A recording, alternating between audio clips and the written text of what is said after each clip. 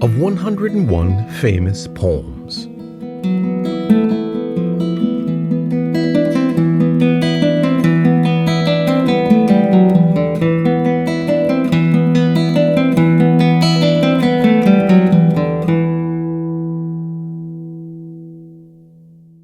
Opportunity.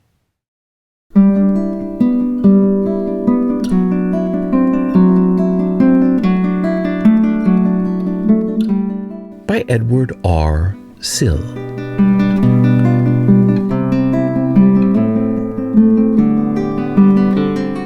Spoken and with commentary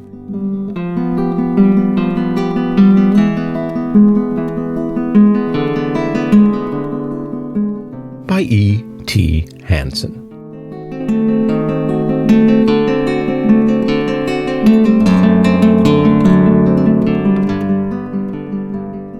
This I beheld, or dreamed it, in a dream.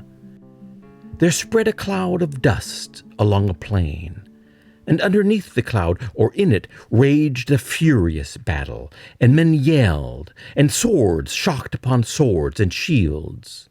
A prince's banner wavered, then staggered backward, hemmed by foes. A craven hung along the battle's edge, and thought, had I a sword of keener steel, that blue blade that the king's son bears, but this blunt thing, he snapped and flung it from his hand, and lowering, crept away and left the field. Then came the king's son, wounded, sore bestead, and weaponless, and saw the broken sword, hilt buried in the dry and trodden sand, and ran and snatched it, and with battle shout lifted afresh, he hewed his enemy down, and saved a great cause that heroic day.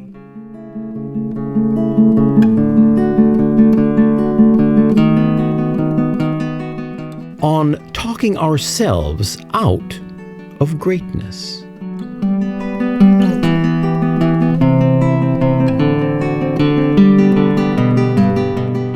Our minds are our own worst enemies. We think our brains are all about logic and thinking things through, but they also talk us out of things we want to do. We're on a diet, or we have to get up early, or we have to do some task, and just then a friend calls and wants to go out for a beer. That's when our brains kick in and tell us, if we just have one little snack, it won't make that much of a difference. If we sleep just 5 minutes longer, we can still get up on time.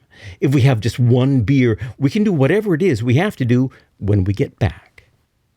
Our brains betray us, inventing logical, convincing excuses that disguise what's really going on.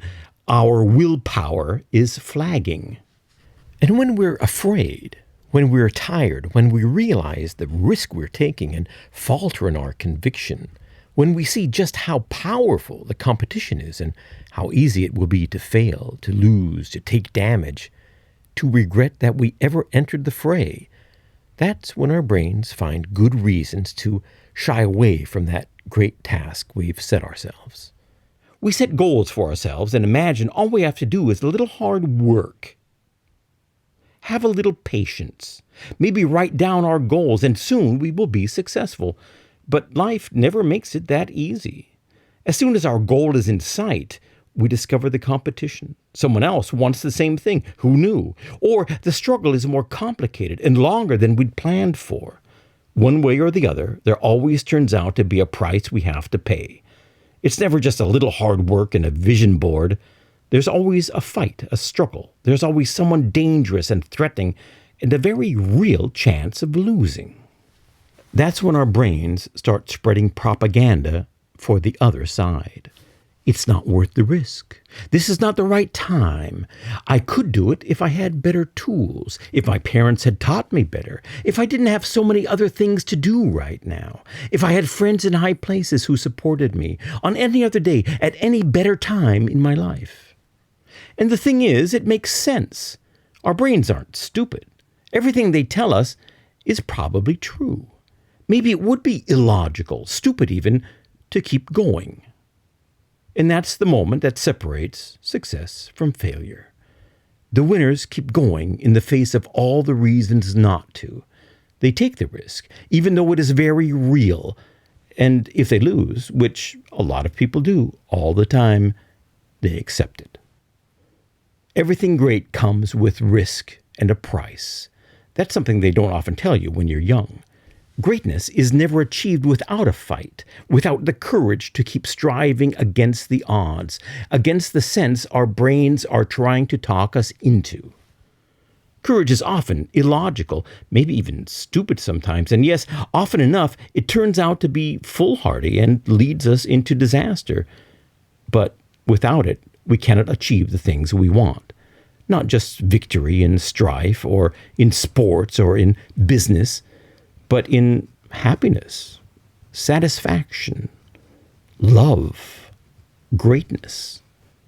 Whatever it is we desire so badly. Certainly, there are times when giving up, getting out of the game before it's too late, is the right decision.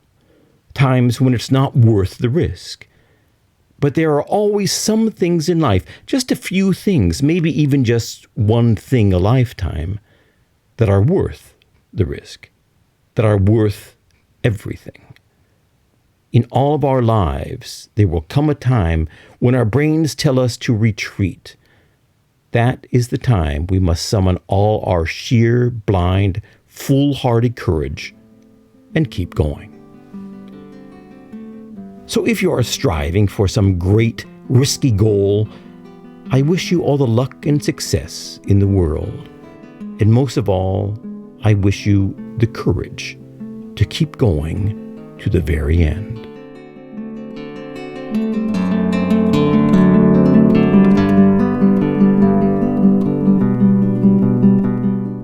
About Edward R. Sill.